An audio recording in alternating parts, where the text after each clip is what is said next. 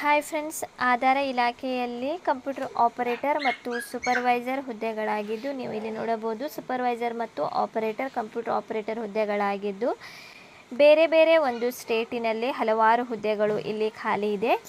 ಯಾವೆಲ್ಲ ಸ್ಟೇಟಿನಲ್ಲಿ ಇಲ್ಲಿ ಹುದ್ದೆಗಳು ಇದೆ ಅಂತ ಕೂಡ ಅವರು ಲಿಸ್ಟನ್ನು ಹಾಕಿದ್ದಾರೆ.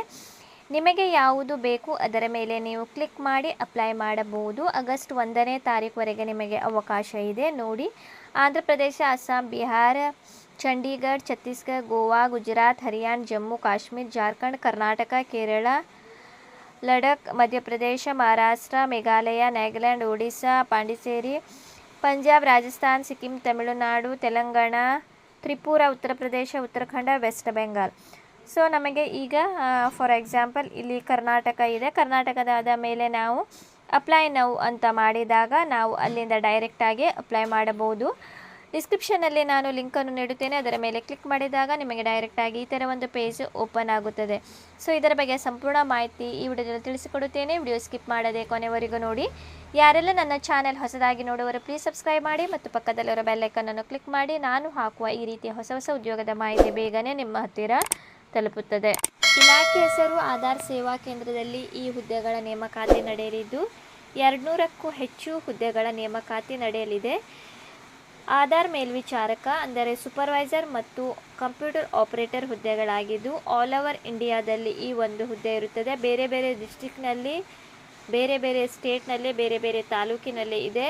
ಕರ್ನಾಟಕದಲ್ಲಿ ಕೂಡ ಹಲವಾರು ಹುದ್ದೆಗಳ ನೇಮಕಾತಿ ಇದೆ. ಯಾವ ರೀತಿ ನಾನು ಅಪ್ಲೈ ಮಾಡಬೇಕಂತ ಆಲ್ರೆಡಿ ತಿಳಿಸಿಕೊಟ್ಟಿದ್ದೇನೆ. ಆ ಲಿಂಕನ್ನು ನಾನು ಡಿಸ್ಕ್ರಿಪ್ಷನ್ನಲ್ಲಿ ಹಾಕುತ್ತೇನೆ, ವೆಬ್ಸೈಟ್ ಲಿಂಕನ್ನು. ಅದರ ಮೇಲೆ ಕ್ಲಿಕ್ ಮಾಡಿದಾಗ ನೀವು ಅಲ್ಲಿಂದ ಡೈರೆಕ್ಟ್ ಅರ್ಜಿಯನ್ನು ಕೂಡ ಸಲ್ಲಿಸಬಹುದು.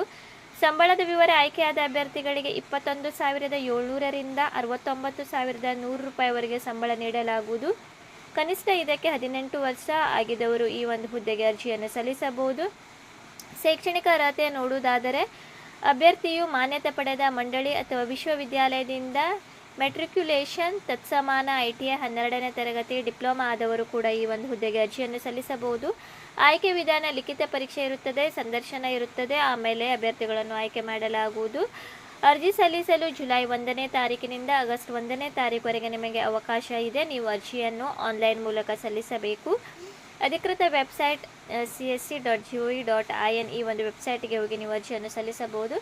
ಡಿಸ್ಕ್ರಿಪ್ಷನ್ನಲ್ಲಿ ನಾನು ಲಿಂಕನ್ನು ನೀಡುತ್ತೇನೆ. ಅದರ ಮೇಲೆ ನೀವು ಕ್ಲಿಕ್ ಮಾಡಿ ಡೈರೆಕ್ಟ್ ಅಲ್ಲಿಂದ ನಿಮಗೆ ಯಾವೆಲ್ಲ ಒಂದು ಸ್ಟೇಟಿನಲ್ಲಿ ಹುದ್ದೆಗಳು ಖಾಲಿ ಇದೆ ಅಂತ ಸಂಪೂರ್ಣ ಒಂದು ಲಿಸ್ಟ್ ಬರುತ್ತದೆ. ನಿಮಗೆ ಯಾವುದು ಬೇಕು ಆ ಒಂದು ಸ್ಟೇಟಿನ ಮೇಲೆ ನೀವು ಕ್ಲಿಕ್ ಮಾಡಿ ನೀವು ಅರ್ಜಿಯನ್ನು ಸಲ್ಲಿಸಬಹುದು. ಏನಾದರೂ ಡೌಟ್ ಇದ್ದರೆ ನೀವು ಕಮೆಂಟ್ ಸೆಕ್ಷನ್ನಲ್ಲಿ ಕೇಳಬಹುದು. ಇದು 12ನೇ ತರಗತಿ ಡಿಪ್ಲೊಮಾ, ಅದೇ ರೀತಿ ಮತ್ತು ಪದವಿ ಆದವರಿಗೆ ಇದು ಒಂದು ಒಳ್ಳೆಯ ಅವಕಾಶ ಇದೆ. ಕರ್ನಾಟಕದಲ್ಲಿ ಕೂಡ ಇಲ್ಲಿ ಹಲವಾರು ಹುದ್ದೆಗಳ ನೇಮಕಾತಿ ಇದೆ ವಿವಿಧ ಒಂದು ತಾಲೂಕಿನಲ್ಲಿ. ಸೊ ಫ್ರೆಂಡ್ಸ್, ಏನಾದರೂ ಡೌಟ್ ಇದ್ದರೆ ನೀವು ಕಮೆಂಟ್ ಸೆಕ್ಷನ್ನಲ್ಲಿ ಕೇಳಬಹುದು.